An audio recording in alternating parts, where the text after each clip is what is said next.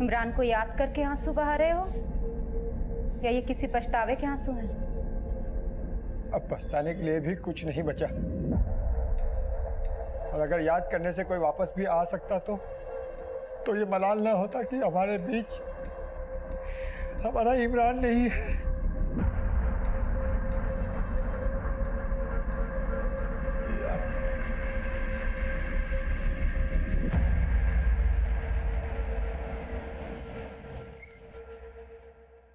Sir ये राम बाबू और उसकी बीवी को ज्यादा ही चालाक लगते हैं। इनकी पिक्चर खुली नहीं कि इन्होंने करण की फैमिली का ट्रेलर दिखाना शुरू कर दिया। और सर ये लोग जरूर कोई स्क्रिप्ट लिखकर बैठे हैं जिसके डायलॉग शायद ही अपने बेटे से रटवा कर बुलवा रहे हैं। करण को चॉकलेट देने वाले आदमी के बारे में अभी तक तो कुछ पता चला नहीं है, लेकिन मान लो कि ऐसा कोई आदमी था तो हो सकता है करण उसे जानता हो सकता है वो आदमी करण की फैमिली से जुड़ा कोई हो। राम बाबू की फैमिली के साथ साथ करण की फैमिली के बारे में भी सब कुछ पता लगाओ, और इसके साथ साथ इमरान के मर्डर से जुड़े हर एंगल को इन्वेस्टिगेट करो। इमरान की बॉडी हमें संदूक में मिली थी और करण ने भी खेल खेल में अंकित को संदूक में बंद किया था, जिसकी वजह से करण और अंकित के परिवारों में आपस में झगड़ा भी हुआ था।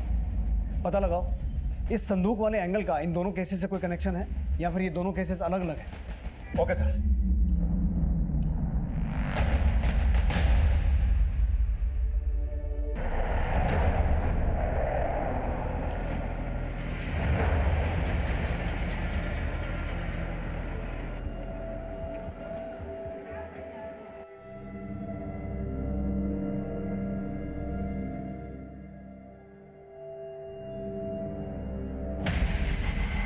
बहुत मिस कर रहे हो ना करण को?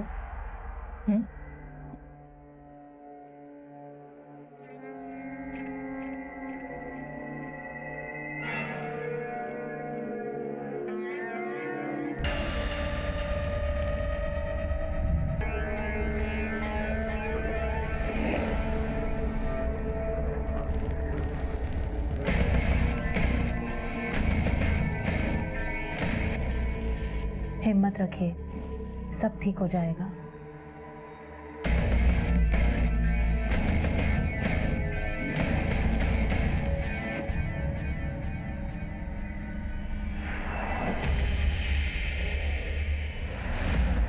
सर, ये है राम बाबू और उसकी बीवी सुजाता के कॉल रिकॉर्ड्स। करण के गायब होने को उस बात से जोड़ के देखा जा रहा था जिसमें अंकित को संदूक में बंद करने के बाद करण राम बाबू और उसकी बीवी सुजाता की नफरत का शिकार हो सकता था। वहीं दूसरी तरफ इमरान मर्डर केस में इमरान के माता पिता से जुड़ी बातें भी पता की जा रही थी। इन दोनों केसेस का फिलहाल कोई कनेक्शन सामने नहीं आया था, लेकिन करण के परिवार से जुड़ी कुछ हैरान कर देने वाली बातें सामने आई। धर्म और फातिमा का अफेयर चल रहा है और धर्म की पत्नी अंजलि और फातिमा के पति उस्मान को ये बात पता है। यस सर, ये सब उन्हें अच्छे से पता है और हो सकता है कि ये सब बातें करण के गायब होने से भी जुड़ी हो सकती है और इन सब की जड़ शायद धर्म ही है। कैसे? सर उस्मान धर्म के गांव का है और कई सालों से उसके यहाँ काम कर रहा है, लेकिन सर उस्मान के बारे में उसके साथ काम करने वालों से ये पता चला है कि उस्मान गे है। आते रहेगा भाभी। ये देखिए मेरी चॉइस का ले जाइए भाभी जी, मर्दों के पसंद को अच्छी तरह से जानता हूँ मैं। और इसके बावजूद उस्मान की शादी फातिमा से हो गई, लेकिन सर शादी के 5 साल के बाद भी इन दोनों का अभी तो कोई बच्चा नहीं है और ऊपर से उसकी बीवी को धर्म ने अपने जाल में फंसा रखा है। अब उस्मान चाहकर भी कुछ नहीं कर सकता क्योंकि खुद उसकी ही बीवी उसे जलील करती है।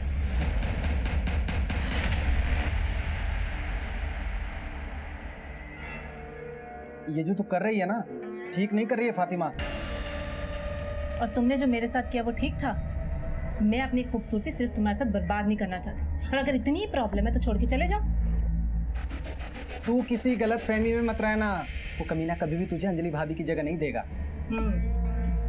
उस्मान जैसे पानी अपनी जगह खुद बना लेता है, वैसे फातिमा भी अपनी जगह बनाना जानती है।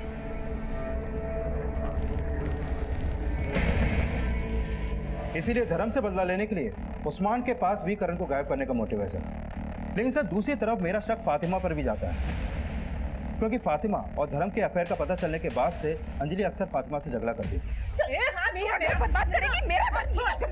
तूने इस घर से निकाल पाएगी ना ही अपने पति के दिल से। ना हाथ काबू में कर ले, तुम्हारा पति खुद चलकर आता है मेरे पास, क्योंकि उसे बुलडोजर की नहीं बुलेट की सवारी भाती है। मैं तुम जैसी बांझ नहीं हूँ, तुम सिर्फ अय्याशी के फूल खिला सकती हो, लेकिन गोदी में बच्चा कभी नहीं खिला सकती, समझी? तो हो सकता है कि अंजलि से नफरत निकालने के लिए फातिमा ने ही करण को गायब करवाया हो। और ये भी पता चला है कि धर्म आए दिन छोटी छोटी बातों पर करण को बुरी तरह पीटता रहता था। सर, अभी तक इन लोगों के बारे में जो भी बातें सामने आई हैं, उससे तो यही लगता है कि करण के गायब होने के पीछे यही सब बातें हैं। राम बाबू और उसकी बीवी के खिलाफ कुछ? सर, उनके कॉल रिकॉर्ड में तो फिलहाल कुछ भी सस्पिशियस नहीं मिला, लेकिन हो सकता है कि गोविंद ने जिस आदमी को करण को चॉकलेट देते हुए देखा था वो फातिमा और उस्मान का ही जानने वाला हो।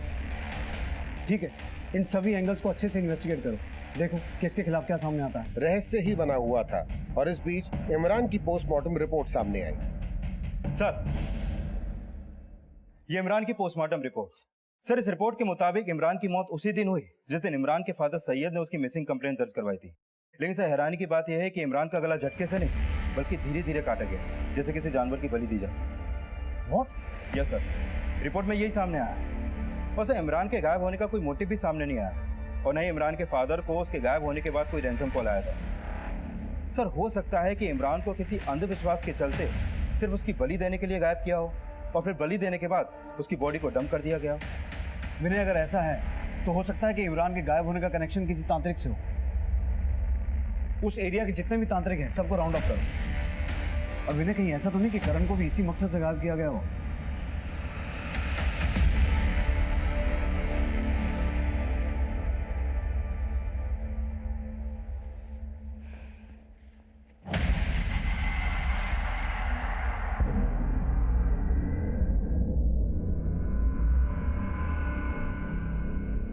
बेटा लापता हो गया लेकिन बाप की रंगरेलियां खत्म नहीं हुई। अब मैं बिल्कुल बर्दाश्त नहीं करूंगी, बिल्कुल नहीं।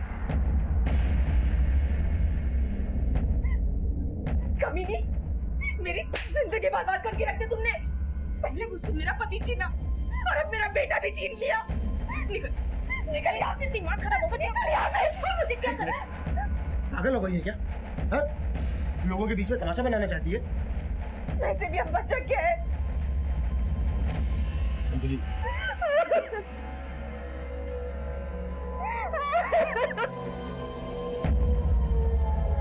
सर, जब मैं एरिया के तांत्रिकों के बारे में पता कर रहा था तो पता चला कि उस्मान का एक नादिर शाह नाम के बाबा के यहाँ आना जाना था।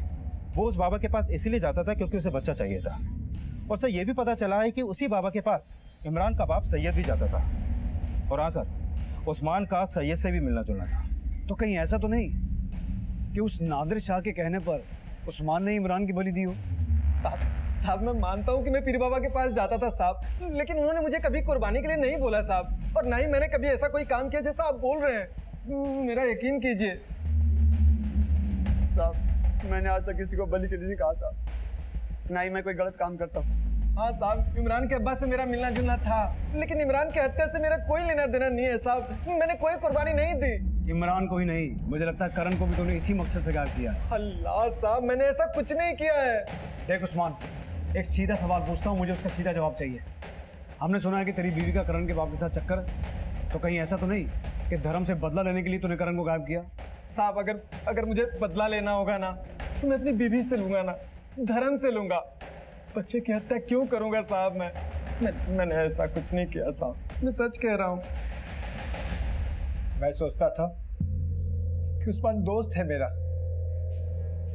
लेकिन मुझे पता नहीं था कि वो इमरान के साथ ये सब करेगा।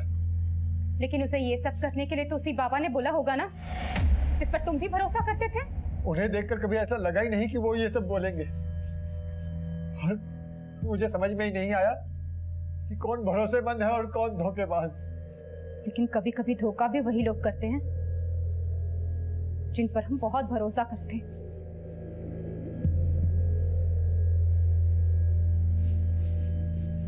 तुम्हारा कोई भरोसा नहीं। जरूर उस्मान ने वही किया होगा जो तुम चाहते थे। जब वो अपनी बीवी तुम्हें सौंप सकता है तो तुम्हारे कहने पे करण को गायब करना उसके लिए कौन सी बड़ी बात है? बस करो अंजलि, माना कि मैं अच्छा पति नहीं हूँ, लेकिन मेरे दोनों बच्चे मेरी जान है, और अगर उस्मान ने ऐसा किया है तो मैं उसको छोड़ूंगा नहीं। उस्मान ही नहीं, उसकी बीवी ने भी हमेशा खंजर घोंपा है तुम्हारी पीठ में।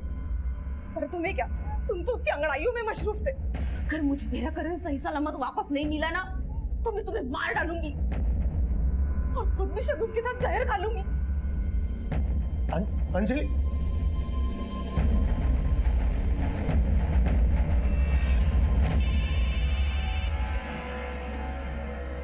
हेलो।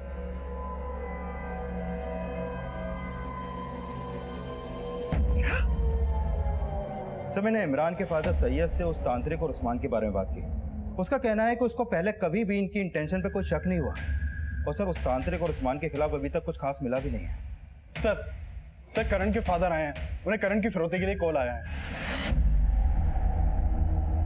सर 5 लाख रुपए मांगा उन लोगों ने और बोले कि दोबारा फोन करके बताएंगे कि पैसे कब और कहाँ पहुंचाने हैं। वो नंबर दिखाइए जिससे कॉल आया था। हाँ सर। इधर पुलिस करण की फिरौती मांगने वालों का पता लगा ही रही थी कि एक कुछ पड़ी नहीं है करण की। अरे इतना मत कोस, पैसा जरूरी नहीं है मेरे लिए, बेटा जरूरी है। तो पुलिस के पास गए क्यों?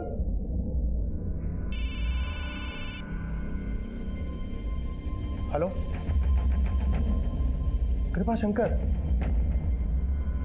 नहीं सर, मैं ऐसे किसी नाम के आदमी को नहीं जानता हूँ। ठीक है सर, आप करण को सही सलामत बचा लेंगे ना? देखिए, आप फिक्र मत कीजिए, लेकिन वो लोग आपको पैसों के साथ जहां भी बुलाएं आप मना मत करना, लेकिन उन्हें इस बात की भनक नहीं लगनी चाहिए कि आपने हमें सब कुछ बता दिया है। ठीक है सर।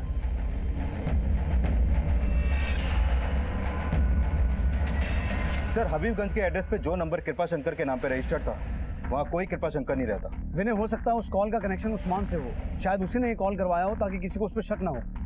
लेकिन करण के गायब होने के 10 दिन बाद रैंसम कॉल का आना, ये चक्कर कुछ समझ में नहीं आया। एनीवेज, सर प्रशांत विहार में नाले के पास एक बच्चे की लाश।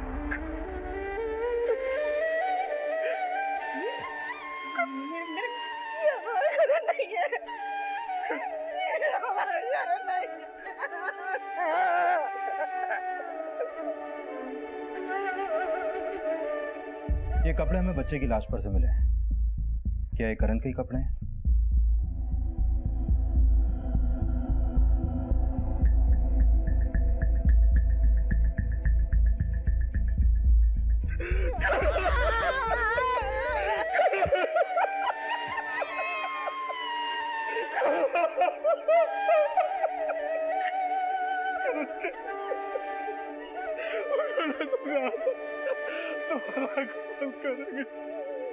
हमारा करण वापस करेंगे।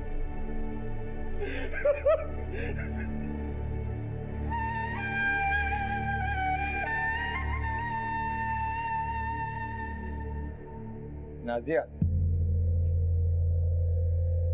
बात को समझने की कोशिश। हाथ मत लगाओ मुझे। मैंने सपने में भी नहीं सोचा था कि तुम इतना गिर सकते हो। नाजिया, लेकिन मेरी बात। बस अब और नहीं सहूंगी मैं।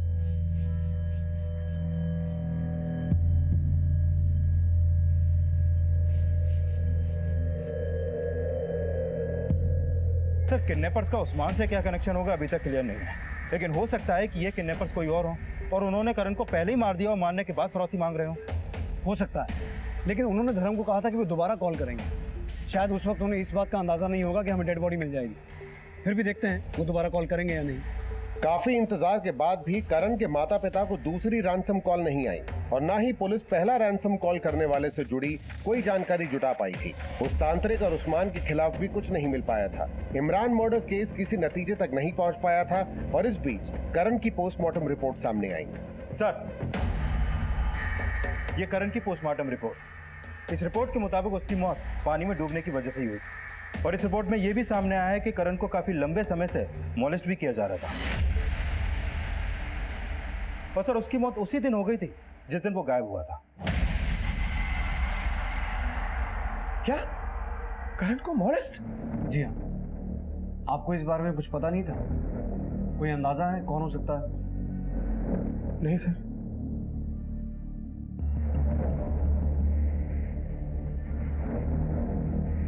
ठीक है। अंकल मुझे पता है ये सब किसने किया करण के साथ। नवीन अंकल ने किया ये सब करण के साथ। नवीन अंकल ने धमकी दी थी कि अगर करण ये सब मम्मी पापा को बता देगा तो नवीन अंकल हम सबको मार लगा और उसका फोन भी बंद है सर। नवीन का गायब होना उसे प्राइम सस्पेक्ट बना रहा था और काफी छानबीन के बाद आखिरकार पुलिस ने नवीन का पता लगा ही लिया।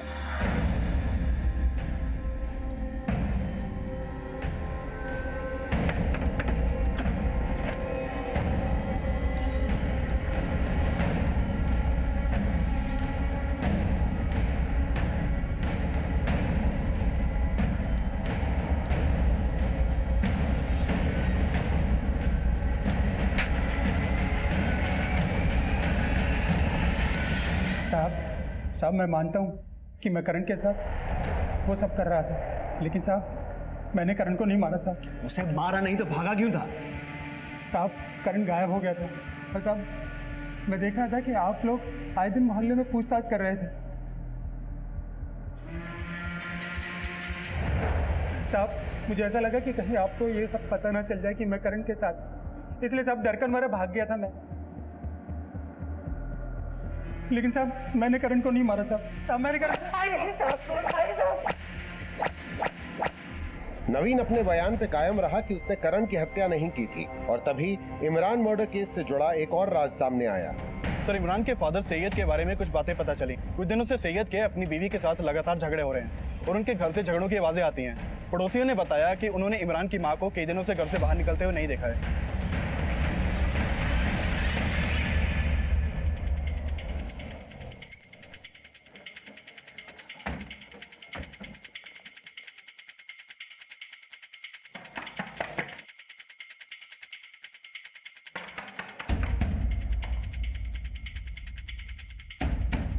जी, तुम्हारी बीवी कहाँ है? वो सब मायके गई हुई है। कुमार,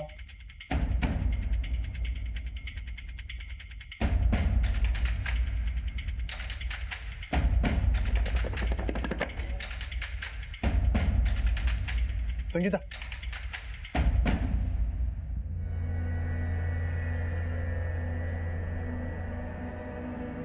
साहब आपको जरूर कोई गलतफहमी हुई। मेरी बीवी यहाँ नहीं है। सर इसकी बीवी ने सब सच बोल दिया है।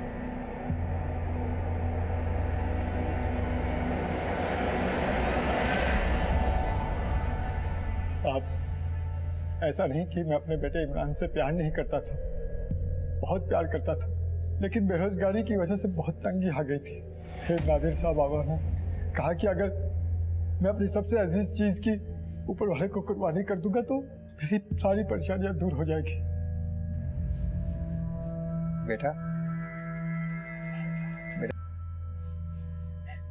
बहुत प्यार करते थे वो इमरान को, मगर उनका दिमाग उस नादिर शाह बाबा ने खराब कर दिया और उन्होंने अपनी ही औलाद को। कैसा बाप है तू? अपने अंधविश्वास की वजह से अपने बेटे की कुर्बानी दे दी। अब ये घड़ियाली आंसू बहाना बंद कर। जिस तरीके से अपने बेटे इमरान को मारा, उसी तरीके से इस बच्चे को मारा, करण को। नहीं साहब, मैंने सिर्फ इमरान के साथ ऐसा किया, करण के साथ कुछ नहीं किया मैंने।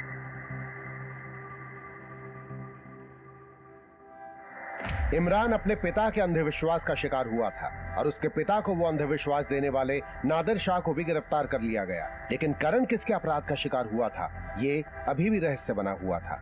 सर इन सबका मोटिव है करण के मर्डर में, लेकिन काफी जोर देने के बाद भी ना तो इनमें से कोई अपना गुनाह कबूल रहा है और ना ही इनमें से किसी के भी खिलाफ अभी तक कुछ मिला है।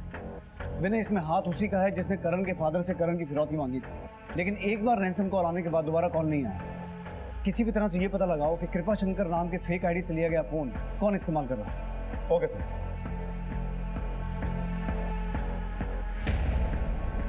काफी कोशिशों के बाद पुलिस को उस दुकान का पता चला जहां से फेक आईडी देकर वो नंबर अलॉट किया गया था और जल्द ही पुलिस ने उन लोगों को ट्रैक डाउन कर लिया जिन्होंने करण की फिरौती मांगी थी। सर जिस नंबर से करण के फादर को रैंसम कॉल आया था और वो नंबर जिस दुकान से फेक आईडी देकर खरीदा गया था, उस दुकान का पता चला है सर, और वहां से ये भी पता चला है कि वो नंबर ये नरेश और जोगी ने खरीदा था। कौन है ये दोनों? सर ये दोनों राम बाबू की किराना शॉप पे काम करते हैं।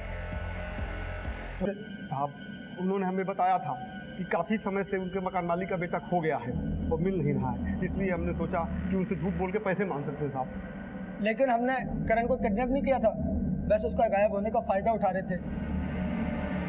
ऐसे नहीं बोलोगे तुम लोग, मारो इन्हें।